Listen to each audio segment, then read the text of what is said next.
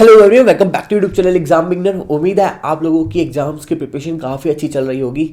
काफ़ी सर्दी है और इस समय मैं कोल्ड भी हो गया है और कोल्ड को मैं फेस कर रहा हूँ, लेकिन बस ये है कि अच्छा खासा कोल्ड हो रखा है। कोशिश ये है कि आप लोगों की क्लासेस नहीं रुकनी चाहिए। तो आज हम यहाँ पर बात करेंगे हमारी एप्स या आपका जो एफसीआई एग्ज़ाम है, इसमें जनरल अवेयरनेस के मॉक टेस्ट 5 की। अभी तक 4 मॉक टेस्ट मैं कंडक्ट करा चुका हूँ, सबकी पीडीएफ्स भी टेलीग्राम पे जा चुकी है और क्लासेस की प्लेलिस्ट जो है इन मॉक टेस्ट की वो मेंटेन है, उसका लिंक नीचे डिस्क्रिप्शन में भी है, वहाँ से आप जाकर पिछले 4 मॉक टेस्ट को देख सकते हो। इन मॉक टेस्ट में मैं यहाँ पर आपको 25 क्वेश्चनों वाला एक सेट बनाकर प्रैक्टिस करा रहा हूँ। 25 क्वेश्चन वे ऐसे ही है जैसे आपके आने वाले एफसीआई इजी 3 एग्जाम में होने वाले हैं और आपका एग्जाम यहाँ 1 तारीख से स्टार्ट होकर 29 जनवरी तक जाने वाला है। आप सभी के लिए यहाँ पर मैंने अभी रिसेंटली कल यानी आपको स्टडी प्लान भी प्रोवाइड कराया है, जिसमें मैंने आपको यहाँ पर वो इम्पोर्टेंट टॉपिक्स डिस्कस किए जो आपके एग्ज़ाम में प्रिपेयर कर आप अगले 15 दिन में अच्छा स्कोर कर सकते हैं, सिर्फ एंड सिर्फ जनरल अवेयरनेस के लिए। यहाँ पर मैंने आपको स्टडी प्लान भी बताया है, टाइम टेबल बनाकर कि इस डेट में आप इस डेट से जाकर कितना प्रिपेयर कर सकते हो, कैसे आप अप्रोच करोगे अगले 15 दिन को, कैसे आप इसको यहाँ पर 100% यूटिलाइज करने वाले हो और जनरल अवेयरनेस का जितना भी आपका यहाँ पर वास्ट जितना ये सिलेबस है उसको आप कितना स्मार्ट वे में इसको आप कवर कर सकते हो। हर सब्जेक्ट का टॉपिक वाइज मैंने एक पीडीएफ बनाकर टेलीग्राम पर भी शेयर की है और एक्सप्लेन किया है मैंने यहाँ यूट्यूब पर। उसकी वीडियो का लिंक भी नीचे डिस्क्रिप्शन में है या फिर वो हमारे यूट्यूब चैनल पे आपको आसानी से मिल जाएगी। आज बहुत टफ हो रहा है आप लोगों के लिए बोलना मुझे यहाँ पर, लेकिन क्या है कि आपका एग्ज़ाम है और ये टेस्ट तो मुझे कंडक्ट करानी है, लेकिन कोई बात नहीं, कोई भी दिक्कत हो पर जो एग्ज़ाम है और जो रेस्पॉन्सिबिलिटीज़ ली है वो तो पूरी करनी होगी ही, चाहे कोई भी कंडीशन कैसी भी हो हेल्थ की भी। तो देखिए आज शुरू करते हैं इस क्लासेस को, लेकिन उससे पहले एक दो बातें मैं आपको बताना चाहूँगा यहाँ पर कि जैसे कि इस समय हमारे जनरल अवेयरनेस का बैच चल रहा है, इसमें 2-4 बच्चे कुछ डाउट फेस कर रहे हैं, जैसे कि सर यहाँ पर ये फेज़ 2 वाले क्वेश्चंस 45 वाले कब मिलेंगे। तो ये मैं आपको ये बता दूँ कि ये आपको यहाँ पर एग्जाम्स जो आपका फेज़ 1 का हो जाएगा उसके बाद आपको ये मिलने स्टार्ट हो जाएगी, ताकि आप अपने यहाँ फेज़ 2 की प्रिपरेशन कर सको। क्योंकि जो ये हमारे बैच है ना, ये इसमें आपको यहाँ पर पीडीएफ नोट्स भी है सभी सब्जेक्ट्स के और टेस्ट सीरीज भी है, और ये जो पीडीएफ नोट्स और टेस्ट सीरीज और एमसीक्यूज है ये आपके सिर्फ फेज़ 1 के लिए नहीं है, खाली फेज़ 2 तक का यहाँ पर है। इसलिए आपको यहाँ पर ये अमाउंट देखकर डर लग रहा होगा, लेकिन बच्चे जो जिनको इनरोल होना है वो तो इनरोल हो ही रहे हैं। तो ये जो बुक यहाँ पर मैंने तैयार की है ये बिल्कुल बहुत सोच समझ के तैयार की है, ताकि आपको एक बार इन्वेस्टमेंट में आपको यहाँ पर फेज़ 2 तक का जितना भी आपका यहाँ पर स्टडी मटेरियल है वो आपको सब मिल जाए और आपको प्रैक्टिस सेट भी सारे मिल जाए। इसी तरह जो आप बच्चे कुछ पूछ रहे थे कि कंप्यूटर वाला जो क्वेश्चंस है वो यहाँ बैच में नहीं आ रहे हैं, एप्लीकेशन पे जो हमारा कोर्सेज है, प्ले स्टोर पे एग्जाम बिगनर नाम से एप्लीकेशन है, वहाँ पर हमारा ये कोर्स आपको देखने के लिए मिलेगा। तो ये जो कंप्यूटर वाला आपका यहाँ पर मॉक टेस्ट है ये भी आपको क्या होगा कि ये भी आपको यहाँ पर फेज़ 1 होने के बाद मिलेगा। लेकिन इस समय जो यूट्यूब पे मैं मॉक टेस्ट ले रहा हूँ उनमें मैं 4 से 5 क्वेश्चन आपके कंप्यूटर वाली करवा दे रहा हूँ अभी एडवांस में। इसके बाद कुछ बच्चे पूछ रहे थे कि यहाँ पर जो जनरल साइंस के क्वेश्चंस है ये 1500, तो बिल्कुल 1500 से ज़्यादा है, 3000 आगे। इंग्लिश वाले जो बैच में उसमें 3000 मैंने यहाँ पर आपको एवरीडे साइंस के जनरल साइंस में फिजिक्स केमिस्ट्री बायो इन सब पे दे दी है। कितना अच्छा है, मतलब इतने सारे क्वेश्चंस आपको देखने के लिए मिल रहे हैं।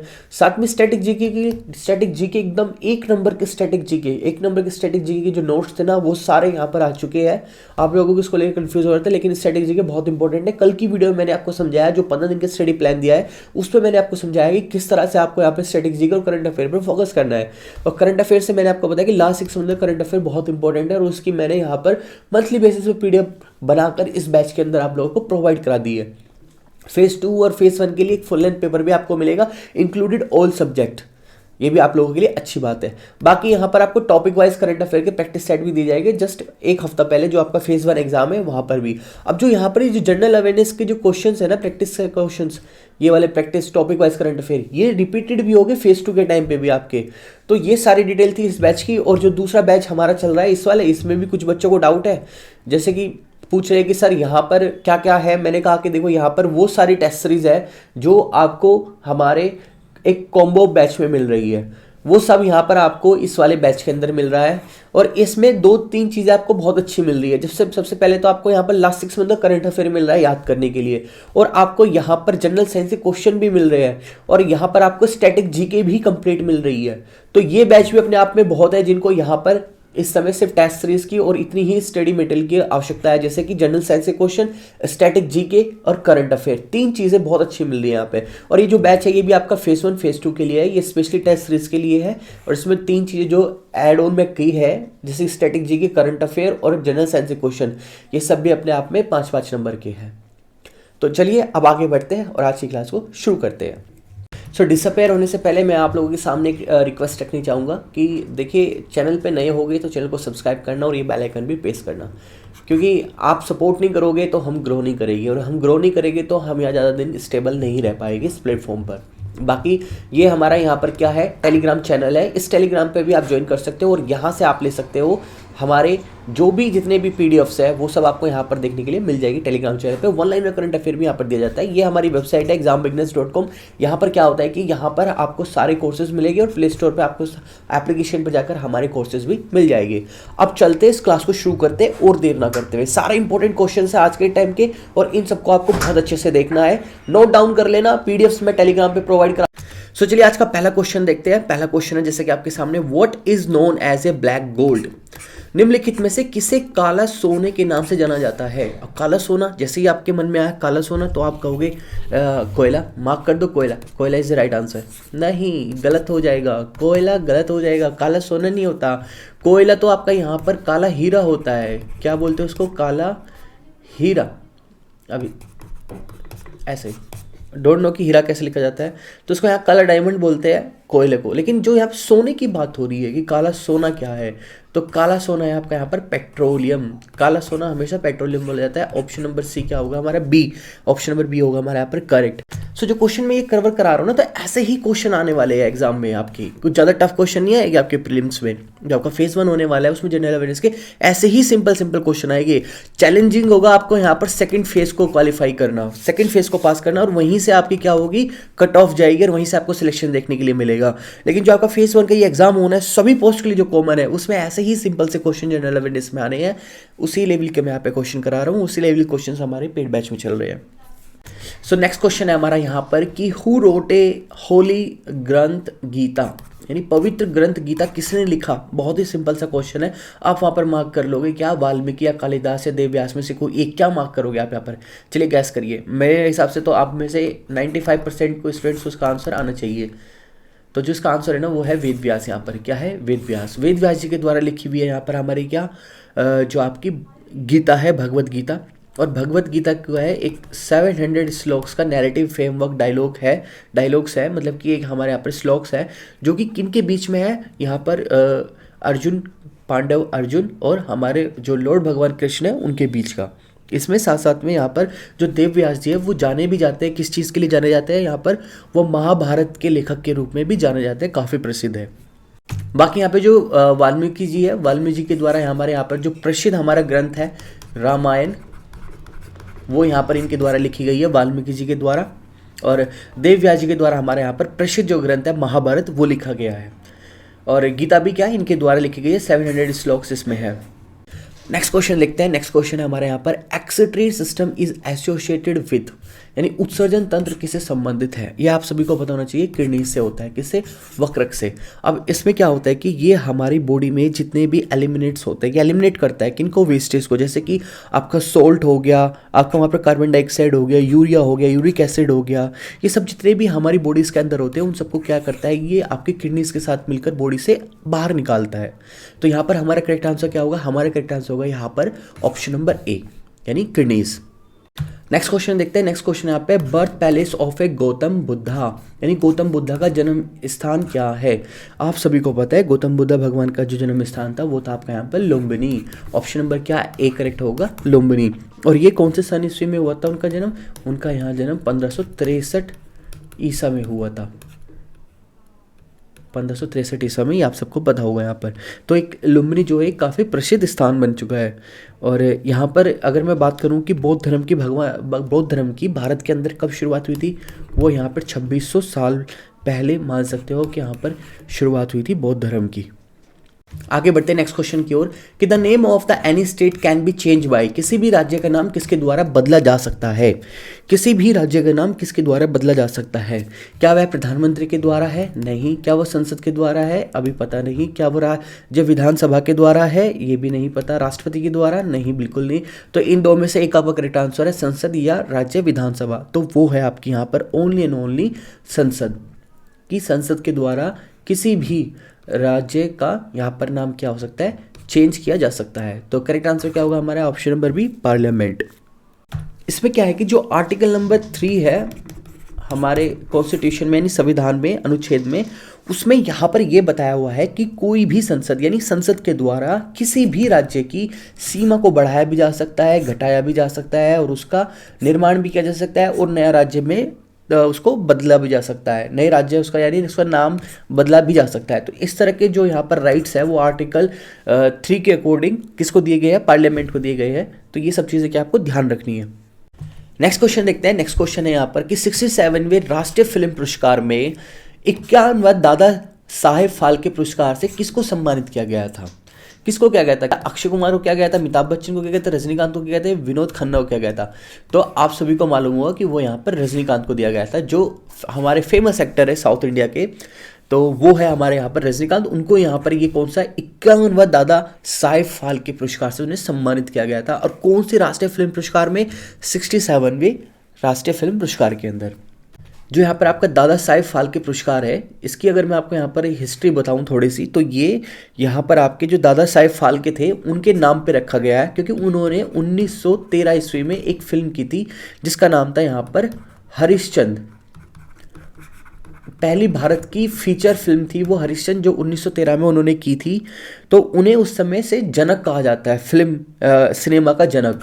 जैसे कि आज अमिताभ बच्चन को यहाँ पर जनक माना जाता है आज की जनरेशन में, उस समय उन्हें उस समय फिल्म का जो फिल्म इंडस्ट्री थे उसका यहाँ पर जनक माना जाता था, यानी एक महानायक एक्टर माने जाते थे। उनके नाम पर यहाँ पर 1969 में इंडियन गवर्नमेंट ने क्या किया था? यहाँ पर शुरुआत की थी किसकी?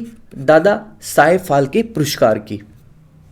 अगला क्वेश्चन देखते हैं। अगला क्वेश्चन है आगे, भारत का सबसे छोटा केंद्र शासित प्रदेश कौन है? आपने कई बार सुना होगा ये क्वेश्चन कि कौन सा है यहाँ पर? लक्षद्वीप है। ऑप्शन नंबर क्या करेक्ट होगा आपका यहाँ पर? सी, कि सिर्फ एकमात्र ऐसा सबसे छोटा केंद्र शासित प्रदेश है जो कि क्या है? लक्षद्वीप है। और इस समय एक क्वेश्चन और जनरेट हो रहा है यहाँ पर केंद्र शासित प्रदेश से कि भारत का सबसे हाई एल्टीट्यूड वाला एकमात्र आपका कौन सा केंद्र शासित यानी यूनियन टेरिटरी कौन सी है हाई एल्टीट्यूड वाली? तो वो आपकी कौन सी है? आपका लद्दाख है। वहाँ पर आपको जो लद्दाख नहीं आपकी जो यहाँ पर यूटी बनी है वो आपकी सबसे हाई एल्टीट्यूड वाली यूटी है। और जो लक्षद्वीप है वो भारत की सबसे छोटा ये आपका यूनियन टेरिटरी है। और अगर मैं इसकी बात करूँ इसके एरिया की कि ये कितना क्षेत्रफल है इसका, तो वो सिर्फ यहाँ पर 36 किलोमीटर वर्ग का है, यानी 36 वर्ग किलोमीटर में ये फैला हुआ है। और अगर इसमें लक्षद्वीपों में अगर द्वीप समूह की बात करूँ, कितने द्वीप समूह इसमें है, ये भी अक्सर क्वेश्चन पूछा जाता है। तो 36 द्वीप समूहों का यह एक समूह है जो लक्षद्वीप कहलाता है। नेक्स्ट क्वेश्चन है हमारे यहाँ पर कि win which principle optical fibre works, यानी आपका ऑप्टिकल फाइबर किस सिद्धांत पे काम करता है? बहुत ही अच्छा क्वेश्चन है यहाँ पर। ये आपका साइंस से लिया हुआ क्वेश्चन है जिसमें कि टोटल इंटरनल रिफ्लेक्शन, कि आपका जो यहाँ पर ऑप्टिकल फाइबर है वो आपका यहाँ पर टोटल इंटरनल रिफ्लेक्शन पे काम करता है। क्योंकि आपका जो फाइबर होता है ना, एक फाइबर, ये जो फाइबर है ना ये आपका इंसान के बालों से हल्का सा थिक होता है, बस हल्का सा। तो एक इतनी छोटा सा ये ट्रांसमिशन लाइन है जो कि आपके हाई डेटा स्पीड को ट्रांसमिट करने में, हाई डेटा को स्पीडली ट्रांसमिट करने में, वो भी लॉन्ग डिस्टेंस तक का, यानी यहाँ से लेकर यहाँ तक का लॉन्ग डिस्टेंस में हाई डेटा स्पीड ट्रांसमिट करने में ये बहुत यूज़फुल है। और सेकंड थिंग, मेडिकल लाइंस में भी इसका यूज़ किया जाता है, आपकी एंडोस्कोपी करने में, एंडोस्कोपी करने में इसका यूज़ किया जाता है मेडिकल लाइन में, और डेटा को ट्रांसमिट करने में तो इसका यूज़ किया ही जाता है। और अगर मैं इसके यहाँ पर इसके स्ट्रक्चर की बात करूँ कि ये किस मेटल का बना होता है, ये ग्लास का भी बना हो सकता है, और आपका ये शायद यहाँ पर प्लास्टिक का भी बना हो सकता है, जितना मेरे को याद आ रहा है। तो ये सब चीज़ें जो आपको फाइबर ऑप्टिक के बारे में जान लेनी चाहिए। लेकिन हमारे यहाँ जो करेक्ट आंसर होगा वो होगा total internal reflection, option number क्या? सी। अगर आपको क्वेश्चंस इस समय समझ में आ रहे हैं, अच्छे लग रहे हैं, और इनकी पीडीएफ तो आपको टेलीग्राम चैनल पे कल पहुंच ही जाएगी आपके पास। मेरे को कम से कम 12 से 13 घंटे लग जाते हैं पीडीएफ जनरेट कर आपको टेलीग्राम पहुंचाने में। वो मैं आपको आज रात तक या कल तक तो मैं आपको डेफिनेटली पहुंचा दूंगा। लेकिन आप एक काम कर दीजिए, चैनल को सब्सक्राइब कर दीजिए, ना किया हो या बाकी लोगों से करा दीजिए, या यहाँ पर आप वीडियो को लाइक जरूर करें और कमेंट सेक्शन में आकर जरूर अपना कोई ना कोई सजेशन या अप्रिसिएशन जरूर दें। आगे हमारा नेक्स्ट क्वेश्चन है कि पानीपत का जो द्वितीय युद्ध है वो अकबर हेमू के बीच किस वर्ष हुआ था। अच्छा क्वेश्चन है यहाँ पर ये, और आप सभी को पता है कि ये कब हुआ था। आपका यहाँ पर 1556 ईस्वी में हुआ था। कब हुआ था? 1556 ईस्वी में। और 1556 जब ईस्वी में ये लड़ाई हुई थी, ये पानीपत की दूसरी लड़ाई थी, जो कि यहाँ पर हेमचंद्र नाम था यहाँ पर हेमू का, हेमचंद्र विक्रमादित्य ने बोलते थे, और अकबर की सेना के बीच में ये लड़ाई लड़ी गई थी। और इसमें हेमू जो थे वो दिल्ली के राजा थे, उत्तर भारत पर इनका शासन था। और यहाँ पर क्या है, अकबर ने इन पे आक्रमण बोल दिया था। तो ये सब जो बातें हैं ये 1556 की है। क्या पानीपत का द्वितीय विश्व युद्ध कब हुआ था? पानीपत का द्वितीय विश्व युद्ध आपके 1556 ईस्वी में हुआ था। और अकबर की जो उस समय आयु थी ना, वो कुछ ज्यादा नहीं थी, सिर्फ 18 वर्ष की आयु थी उस समय। और यहाँ पर और भी अदर डेट दी हुई है, जैसे कि 1526 है। ये क्या है? 1526 आपकी यहाँ पर है क्या, ये आपकी पहली जो आपका यहाँ पर फर्स्ट आपका बैटल हुई थी, किसके बीच में? आपकी पहली लड़ाई हुई थी 1526 ईस्वी में मुगल शासक बाबर और आपके किसके बीच में हुई थी? ये लोधी वंश के बीच में हुई थी। ये आपको ध्यान रखना है। 1526 में पहली लड़ाई हुई थी जो कि बाबर और लोधी वंश के बीच में थी, और जो तीसरी लड़ाई हुई थी वो हुई थी आपके यहाँ पर 1761 ईस्वी में, जो कि यहाँ पर मेंशन नहीं है। थर्ड जो हुई थी वो हुई थी आपके यहाँ पर 1761 में, ये आप यहाँ पर ध्यान रखना। और ये जो हुई थी ये मराठा और प्लस किसके बीच में हुई थी? ये आपकी अहमद शाह के बीच में, हुई थी 1761 में, यानी 1761 में। और दूसरी जो लड़ाई हुई थी वो आपकी यहाँ पर 1556 में हुई थी, और जो फर्स्ट हुई थी वो 1526 में हुई थी। ये सब आप क्या ना याद रखना ये बातें। नेक्स्ट क्वेश्चन देखते हैं। नेक्स्ट क्वेश्चन हमारे यहाँ पर 1905 में किस वायसराय ने बंगाल का विभाजन किया था? यानी which viceroy partition between the Bengal and India in 1905। तो बहुत ही अच्छा क्वेश्चन है। और एक बात चीज आपको यहाँ पर ध्यान देने वाली है, बड़े ध्यान से सुनना, कि जो बंगाल का विभाजन है, ये वाला जो मुद्दा है, बंगाल के विभाजन वाला जो इंसिडेंट है, ये आपके एग्जाम पॉइंट ऑफ व्यू से वेरी इंपॉर्टेंट है। क्या है आपके एग्जाम पॉइंट ऑफ व्यू से वेरी इंपॉर्टेंट, क्योंकि यहाँ से कोई ना कोई क्वेश्चन जरूर बन जाता है। जैसे कि अभी बन गया कि बंगाल विभाजन किस वायसराय के थ्रू हुआ था, तो वो आप भी सबको पता है, आपने पढ़ लिया होगा अभी तक का। तो वायसराय लॉर्ड कर्जन थे, इनका फुल नेम है वायसराय लॉर्ड कर्जन, उनके द्वारा हुआ था। और ये भारत में 1899 से लेकर 1905 तक रहे थे, बंगाल के विभाजन तक का। क्योंकि 1905 में जब बंगाल का विभाजन हुआ था, उसके बाद बड़े लेवल पर क्या हुआ था, यहाँ पर प्रोटेस्ट हुए भारत के अंदर, बंगाल के अंदर, फिर इनको ब्रिटिश गवर्नमेंट ने हटा दिया था। तो लेकिन इन्होंने अपने कार्यकाल में बहुत सारे अच्छे काम भी किए, जैसे कि इन्होंने भारत में अंदर जो ये प्राचीन जो स्मारकें थी उनको उन्होंने काफ़ी सुरक्षित करवाया, एक तरह से उनकी मेंटेनेंस कराई, उनको प्रोटेक्ट किया आम लोगों से, और ताकि उन पे कोई दिक्कतें ना आए, उनको कोई ख़राब ना कर सके। इस तरह की चीज़ें जो इनकी एक्टिविटी थी वो भारतीय स्मारकों को लेकर इन्होंने एक पूरा अपना एक क्या कहता है एक कानून भी, लॉ भी बनाया था, सुरक्षा का एक नियम बनाया था 1904 ईस्वी में। ये इनका एक बहुत अच्छा काम किया हुआ था यहाँ पर, और भी बहुत सारे थे। लेकिन आपको यहाँ पर क्या ध्यान रखना है कि जो बंगाल का विभाजन था वो 1905 ईस्वी में हुआ था, और किस वायसराय की उपस्थिति में हुआ था, यानी किस वायसराय के नेतृत्व में हुआ था, वो वायसराय लॉर्ड कर्जन थे, जिनके यहाँ पर हुआ था। जिसका आपका करेक्ट आंसर होगा वो होगा viceroy Lord Curzon. Next question है कि यहाँ पर बगदाद किस देश की राजधानी है? Baghdad is the capital of which country? बहुत ही कॉमन सा है, हम बचपन से सुनते आ रहे हैं, पढ़ते आ रहे हैं कि बगदाद किसकी कैपिटल है? बगदाद इराक की कैपिटल है। यानी आपका जो करेक्ट आंसर होगा क्या होगा? इराक कंट्री होगा। और भी यहाँ पर अदर कंट्रीज के नाम दिए गए, जैसे कि थाईलैंड दिया है, थाईलैंड का आपको पता है, थाईलैंड के यहाँ पर जो कैपिटल है वहाँ की वो है आपके यहाँ पर बैंकॉक। और इसके बाद मंगोलिया दिया है, मंगोलिया का आपको पता है कि उलबंत्रा यहाँ पर नाम से है, उलनबंत्रा, वो आपके यहाँ पर क्या है, एक वहाँ की कैपिटल है। इसके बाद जो दूसरा नाम दिया है सोमालिया, सोमालिया का आपने पढ़ा होगा कि मोगादिशु, मोगादिशु वहाँ की क्या है, वहाँ की कैपिटल है। तो यहाँ पर करेक्ट आंसर क्या है आपका? इराक।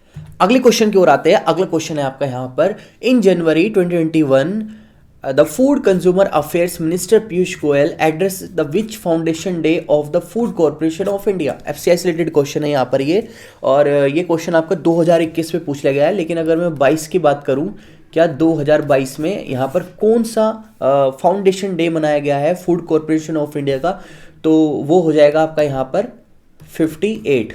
जब 2022 में 58 है तो 2021 में कौन सा था? 2021 में आपके यहाँ 57 था, जो कि 2021 जनवरी में आपके यहाँ पर क्या किया गया था? सेलिब्रेट किया गया था। मैं आपको यहाँ पर बता दूं कि 14 जनवरी 14 जैन 1965 में आपका यहाँ पर इस्टेब्लिश किया गया था, यानी स्थापित किया गया था। किसको? भारतीय खाद्य निगम को, यानी फूड कॉर्पोरेशन ऑफ इंडिया की स्थापना हुई थी 14 जनवरी 1965 में। और 2021 में इसका 57वां स्थापना दिवस मनाया गया, और 2028 में इसका 58 यानी 58वां स्थापना दिवस मनाया गया। और यहाँ पर एक बात और आपको जान लेनी चाहिए एफसीआई के बारे में, कि इस समय जो एफसीआई है उसके जो चेयरमैन कौन है? उसके जो चेयरमैन है इस समय एफसीआई के, वो है आपके यहाँ पर संजीव कुमार। कौन है यहाँ पर? संजीव। ये सब चीज़ें हैं ना आपको याद रखनी होगी। और इसके लिए ना मैं भी सोच रहा हूँ कि आपका एफसीआई से रिलेटेड जितनी भी जीके के क्वेश्चन बनते हैं, जनरल नॉलेज के क्वेश्चन बनते हैं एफसीआई की स्थापना कब हुई थी, इसके चेयरमैन कौन थे, है ना, इसमें कितने यहाँ पर इसके नियम है, ये सारे जितने भी एफसीआई से रिलेटेड जितने भी क्वेश्चंस बनते हैं, मैं सोच रहा हूँ कि आपको इस पर एक क्लास कंडक्ट करा दूँ। अगर आप इस चीज़ से एग्री करते हो कि आपको एफसीआई से रिलेटेड जीके के सारे क्वेश्चंस चाहिए और मैं उसके क्लास लेकर आऊँ आने वाले कुछ ही दिनों के अंदर, तो कमेंट सेक्शन में आकर मुझे ज़रूर बताइए। मैं इस पर बिल्कुल काम करने की सोच रहा हूँ। साथ ही में एक सेकेंड और मैं सोच रहा हूँ यहाँ पर दो चीज़ें। एक तो मैंने एफसीआई पे जीके का आपको बताया, और एक और मैं सोच रहा हूँ कि ओवरऑल जितनी भी जीके है 2022 की, ओवरऑल जीके जितनी भी है आपकी 2022 की, उस पर भी मैं आपका एक मैराथन लेकर आऊँ, ताकि आपका अच्छे से रिवीजन हो सके जीके का भी। एक एफसीआई से रिलेटेड जीके और एक ओवरऑल आपकी जो जीके 2022 की रही थी उसके लिए भी मैं एक मैराथन लेकर आऊँ। तो इन दोनों से अगर आप यहाँ पर एग्री हो तो कमेंट सेक्शन में आकर आपको बाकायदा ज़्यादा से ज़्यादा मेजोरिटी में आकर मेरे को आपको लिखना होगा कि सर एफसीआई की जीके की भी क्लास लेकर आइए और जीके 2022 का मैराथन भी लेकर आइए, ताकि मैं अपनी टीम को बोलूँ कि हाँ देखो बच्चों की डिमांड है और इस पर आप लोगों को कंटेंट तैयार करना चाहिए, ताकि मैं उसको उन्हें पढ़ा सकूँ। तो ये सब चीज़ें आपको कमेंट सेक्शन में आकर करनी होगी, या टेलीग्राम चैनल पर भी आप अपनी स्ट्रेंथ को दिखा सकते हैं। आगे बढ़ते हैं आपके नेक्स्ट क्वेश्चन की ओर। ये है आपका कि सेलुलर फ़ोन के जनक कौन थे?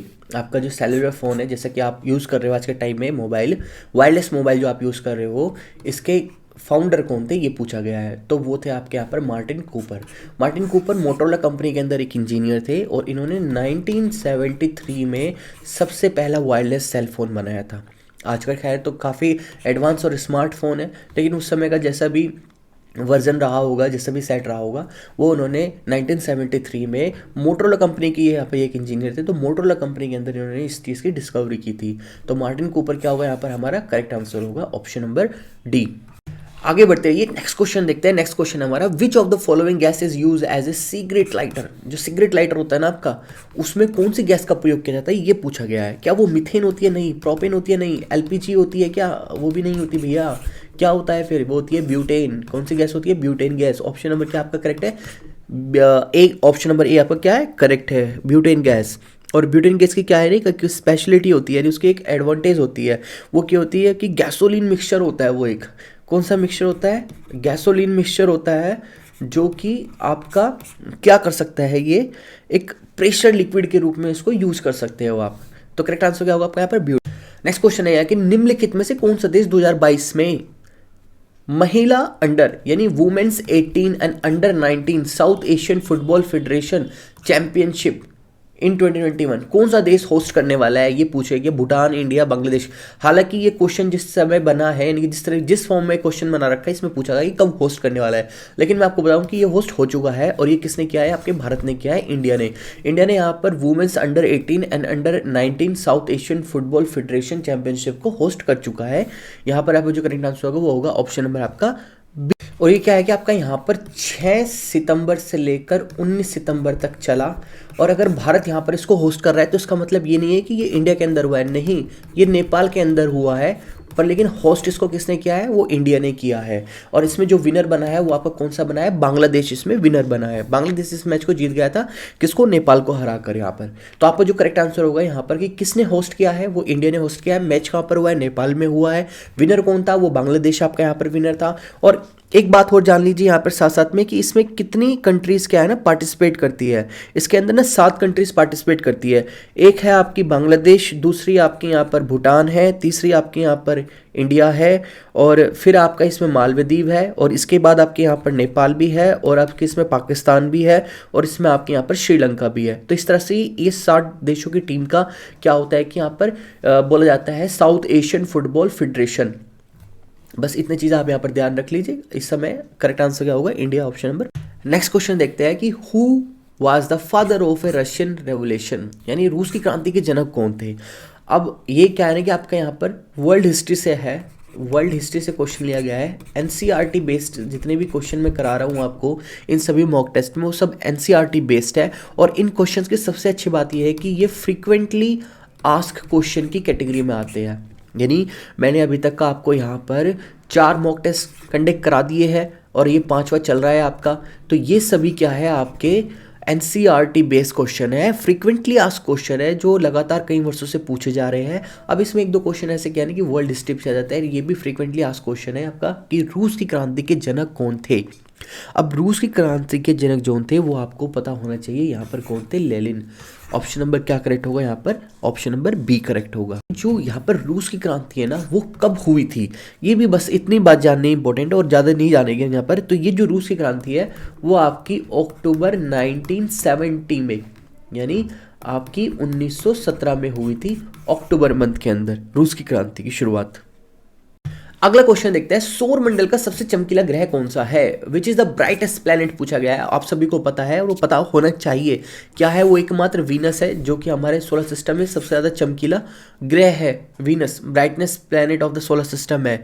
और वीनस के बारे में अगर बात की जाए तो वीनस क्या है, इस पे आपके अर्थ से अगर कंपेयर करें तो यहाँ पर 90 टाइम्स ज़्यादा आपका क्या है, एटमॉस्फेरिक प्रेशर है।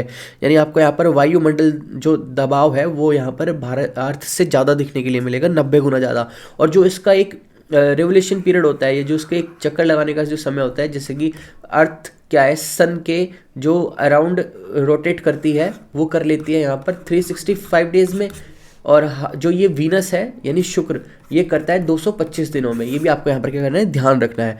और मरकरी के बाद यानी आपके बुध ग्रह के बाद ये दूसरे नंबर का सबसे गर्म ग्रह भी है हमारे सोलर सिस्टम का। खैर इतनी चीज़ें आपको मैंने बता दी, बस आपको क्वेश्चन के अकॉर्डिंग तो सबसे ब्राइटेस्ट प्लेनेट कौन सा है, यहाँ पर वीनस है यानी शुक्र ग्रह। आगे है नेक्स्ट क्वेश्चन हमारा, विजय हाजरे ट्रॉफी निम्नलिखित में से किस खेल से संबंधित है। ट्रॉफी से रिलेटेड क्वेश्चंस देखने के लिए मिलते हैं जो कि मेनली आपके स्पोर्ट्स से जुड़े हुए हैं। उसमें स्पोर्ट्स से क्वेश्चन मोस्टली यही आते हैं कि ट्रॉफी ये किसको मिली, ये मैच किसने जीता, इस तरह के स्पोर्ट्स से क्वेश्चन पूछे जाते हैं। तो उसमें ट्रॉफी से ज़्यादा क्वेश्चन आने की उम्मीद है। तो जितने भी ट्रॉफीज होगी वो सब आपको क्या है, कवर करनी है अच्छे से स्पोर्ट्स से रिलेटेड। अब पूछा गया है कि विजय हाजरे ट्रॉफी जो है वो किस खेल से संबंधित है, क्या वो हॉकी से है, क्या वो फुटबॉल से, क्रिकेट से, कबड्डी से है। इस चीज़ का आंसर आपको देना है। और मैं ये मानता हूँ कि इसका आंसर आपको पता होगा कि विजय हाजरे किस चीज़ से रिलेटेड है, ये ट्रॉफी किस रिलेटेड है, ये आपकी ट्रॉफी रिलेटेड है यहाँ पर क्रिकेट से। ऑप्शन नंबर क्या करेक्ट होगा हमारे यहाँ पर, ऑप्शन नंबर हमारा सी करेक्ट होगा। क्योंकि आपको थोड़ा अटपटा लगेगा विजय हाजरे ट्रॉफी। विजय हाजरे ट्रॉफी का जो एक दूसरा नाम भी है ना, जो फेमस नाम है, जो हमें अक्सर सुनने के लिए मिलता है, पॉपुलर नेम है, वो है Ranji one day trophy. Ranji one day trophy के नाम से भी इसको जाना जाता है। चलिए नेक्स्ट क्वेश्चन देखते हैं कि निम्नलिखित में से किस राज्य में सिमलीपाल बायो रिजर्व स्थित है। Similipal bio reserve, not a park, only Similipal bio reserve के बारे में पूछा जा रहा है। ये आपको उड़ीसा में, मैं आपको बता देता हूँ उसके बारे में ज़्यादा टाइम न लेते हुए। काफ़ी आपको अटपटा सा नाम लग रहा होगा, लेकिन ये अपने आप में एक बायो रिजर्व है जो कि आपका उड़ीसा में स्थित है। और ज़्यादा डिटेल में बताते हुए मैं आपको यहाँ पर ये बताना चाहूँगा कि ये उड़ीसा के मयूरभंज नाम से एक डिस्ट्रिक्ट है, वहाँ पर ये सिचुएटेड है। वो भी एक टाइगर रिजर्व के अंदर है। टाइगर रिजर्व जो होते हैं आपके, उसके अंदर यहाँ पर ये सिचुएटेड है। बस इतना ही इसके बारे में जान लेना हमारे लिए नेसेसरी। नेक्स्ट क्वेश्चन है हमारे यहाँ पर कि the Indian national Congress was founded by, भारतीय राष्ट्रीय कांग्रेस की स्थापना किसके द्वारा की थी।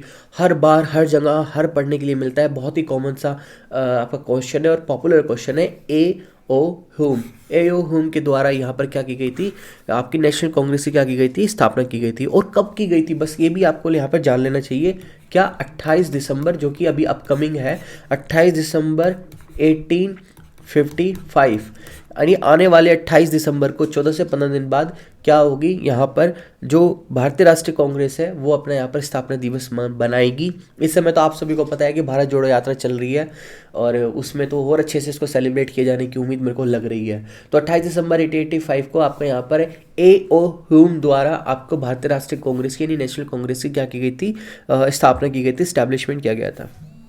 अगला क्वेश्चन है हमारा यहाँ पर, व्हेन स्वच्छ भारत अभियान वाज लॉन्च। अरे वाह, बहुत ही सिंपल सा क्वेश्चन कि भारत का स्वच्छ भारत मिशन भारत में कब शुरू किया गया था। बहुत ही बड़ा इनिशिएटिव था ये गवर्नमेंट का, और जो कि शुरुआत की गई थी आपकी 2014 में। और कौन से दिन की गई थी ये भी इंपॉर्टेंट है, क्या 2 अक्टूबर को, गांधी जयंती वाले दिन, क्योंकि ये एजेंडा जो होता है ये महात्मा गांधी का ही था, भारत को स्वच्छता की ओर देकर भारत को स्वच्छ देश बनाने का। तो उसी दिन गांधी जयंती वाले दिन 2014 को 2 अक्टूबर गांधी जयंती वाले दिन इसकी स्वच्छ भारत अभियान की शुरुआत की गई थी।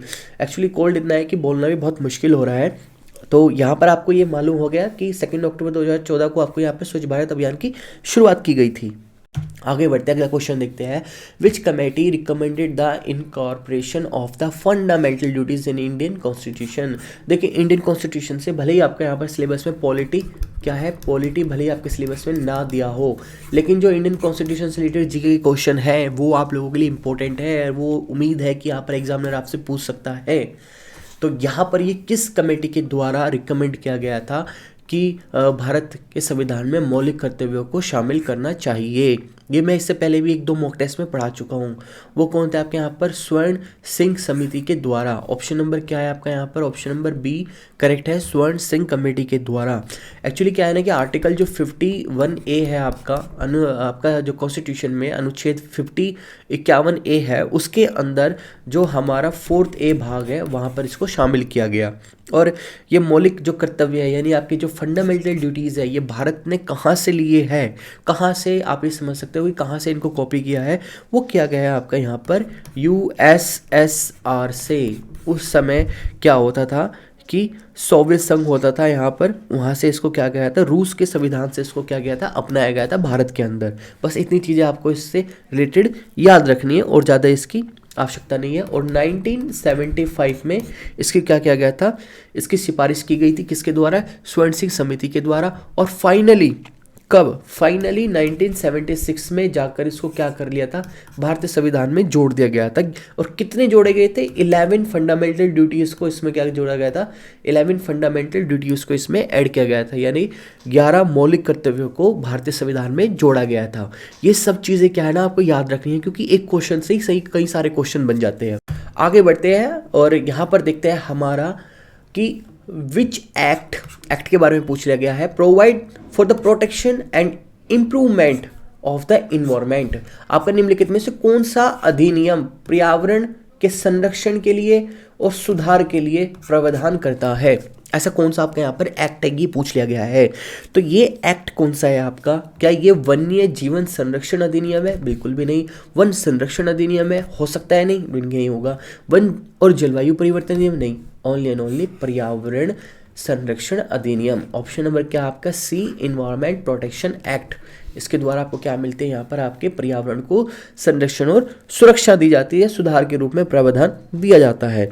और ये सब कब लागू किया गया था भारत के अंदर, ये भी आपको क्या रखना है, याद रखना है। 1986 में इसको क्या गया था, लागू किया गया था, इंप्लीमेंट किया गया था भारत की संसद के द्वारा। आगे बढ़ते हैं। अभी तक हमने यहाँ पर आपकी जनरल अवेयरनेस पे क्वेश्चन अटैम्प्ट किए और अब यहाँ पर हम 4 से 5 क्वेश्चन देखेंगे आपके कंप्यूटर अवेयरनेस पे। और कंप्यूटर अवेयरनेस में आपके जो क्वेश्चन हो गए या आपके लिए हेल्पफुल हो गए आपके फेज़ 2 के एग्ज़ाम के लिए, ना कि आपकी फेज़ 1 एग्ज़ाम के लिए। बस मैं एज ए प्रैक्टिस आपके अभी से ही कंडक्ट कराता हुआ चल रहा हूँ ताकि थोड़ा बहुत आपका फाउंडेशन कंप्यूटर को लेकर भी बन सके। ज़्यादा टाइम तो इसमें नहीं लगना है, आपको सिर्फ समझना है। कंप्यूटर आप लोगों के लिए मैं मानता हूँ कि इतना टफ नहीं होगा। अब यहाँ पर जो पहला क्वेश्चन है स्क्रीन पे वो है कि where can we see the cell address, जो सेल एड्रेस होता है इन माइक्रोसॉफ्ट एक्सेल 2010 यानी 2010 कि माइक्रोसॉफ्ट एक्सेल में हम 2010 वाले में सेल का पता कहाँ लगा सकते हैं। तो सेल का जो पता लगता है आपका वो कहाँ लगता है, ये पूछा गया है। तो जैसे कि आपको पता है कि आपका ये मान लीजिए ये आपका क्या हो गया, ये आपका यहाँ पर माइक्रोसॉफ्ट एक्सेल ओपन है और इसमें यहाँ पर एक ऊपर की पहली रो होती है, उसके बाद इसमें यहाँ पर अलग अलग इस तरह से आपकी बनी हुई होती है और उसमें आपके यहाँ पर अलग अलग सेक्शंस होते हैं। ये अब मान लीजिए यहाँ पर ये एक हो गई, ये बी हो गई, ये सी हो गई और ये इसी तरह से यहाँ पर डी हो गई, यहाँ पर भी ये हो गया इस तरह से, इस तरह से, इस तरह से, इस तरह से और इस तरह से।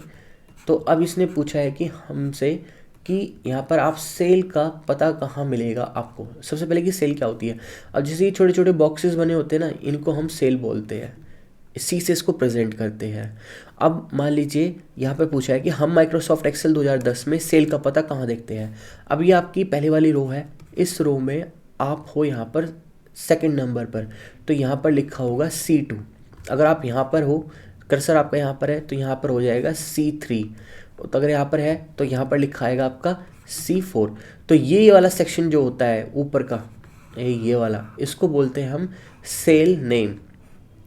ठीक है, इसको क्या बोलते हैं हम यहाँ पर नेम बोलते हैं, सेल नेम। और यहीं पे क्या होता है, हमें नज़र आता है कि हम कौन सी सेल में इस समय लिख रहे हैं या काम कर रहे हैं।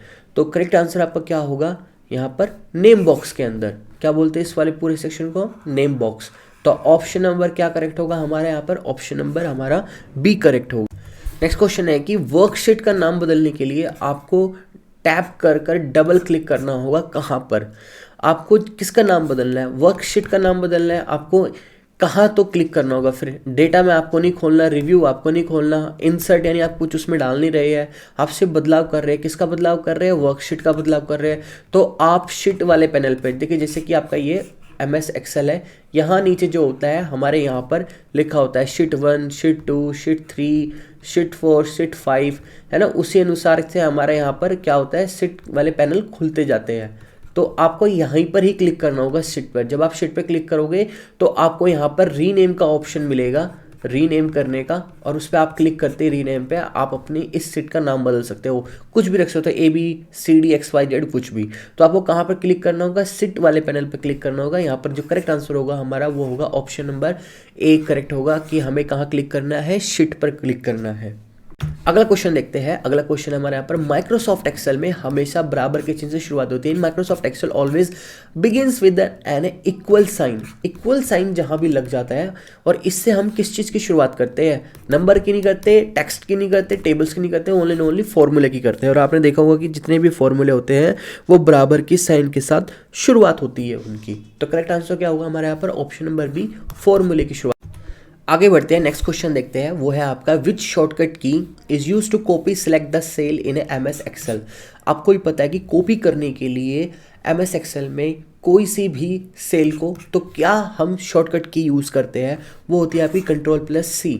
बेसिकली हर काम को कॉपी पेस्ट करने के लिए हम Ctrl+C, ये आपका कॉपी करने के लिए, और अगर कहीं पेस्ट करना हो तो हम यहाँ पर यूज़ करते हैं आपका क्या, हम यूज़ करते हैं आपका Ctrl+V। मुझे बताने की जरूरत नहीं है, आप सभी को पता है ये सब। तो सो ये थे हमारे आज के टोटल क्वेश्चंस जो हमने यहाँ पर कंडक्ट कराया आपको 30 क्वेश्चंस के आसपास। और मैं मानता हूँ कि आपको सारे questions A to Z questions आपको पॉइंट टू पॉइंट क्लियर हुए होंगे, उनमें काफ़ी चीज़ें आपको जानने के लिए मिली होगी। अगर वाकई में ऐसा हुआ है तो आप बिल्कुल कमेंट सेक्शन में आकर ज़रूर बताइए कि आपको आज के क्वेश्चंस कैसे लगे, उनमें आपको मिलने वाला 360 जो नॉलेज मैंने दी हर क्वेश्चन से रिलेटेड वो आपको कैसी लगी। तो ये सब कमेंट सेक्शन में आकर बिल्कुल बताइएगा। और वीडियो को लाइक आपने ना किया हो अभी तक तो वीडियो को जरूर लाइक कीजिएगा, और पॉसिबल हो तो बाकी लोगों में भी शेयर कीजिएगा। और नए रहे होगे चैनल पर तो चैनल को सब्सक्राइब करना ना भूलना। तो आज की क्लास हो गई है हमारी ख़त्म, सारे क्वेश्चंस हमने यहाँ पर कर लिए हैं कवर, और इनकी PDF मैं आज रात को या कल तक आपको मैं यहाँ पर टेलीग्राम पे प्रोवाइड करा दूंगा। बाकी प्रॉपर प्लेलिस्ट में मेंटेन करता चल रहा हूँ। 5th हो गए हैं आज कवर हमारे, 4th और सभी बाकी के नीचे डिटेल्स आपको हमारे डिस्क्रिप्शन में मिल जाएगी। और पेड बैच से रिलेटेड आपको किसी भी स्टूडेंट को कोई भी डाउट और क्वेरी होगी कि ज्वाइन करे ना करे, तो आप मुझे डायरेक्टली व्हाट्सअप नंबर पे हमारे कॉल कर मुझसे डिस्कस भी कर सकते हो। मैं रिकमेंड करता हूँ कि आपको इस बैच में इनरोल हो जाना चाहिए अगर आपके पास सारा स्टडी मटेरियल है पढ़ने के लिए। तो क्योंकि यहाँ पे जो क्वेश्चंस है उनकी क्वालिटी एकदम बिल्कुल उम्दा है, यानी एकदम बेस्ट क्वालिटी है यहाँ पर कुछ क्वेश्चंस की, और क्वेश्चंस भी बहुत सारे हैं आपको प्रैक्टिस कराने के लिए। जैसे मैं यहाँ यूट्यूब पे करा रहा हूँ आपको, इसी तरह के क्वेश्चंस और भी अच्छे बेटर क्वेश्चंस आपको यहाँ पर देखने के लिए मिल जाएंगे। तो चलिए मिलता हूँ आपको इसी तरह नेक्स्ट क्लास में। अपना सपोर्ट बनाए रखिए, सब हेल्दी रहिए और अपना पढ़ाई में पूरा मन लगाते रहिए। तो मिलता हूँ आपको इसी तरह नेक्स्ट क्लास में, तब तक के लिए बाय बाय।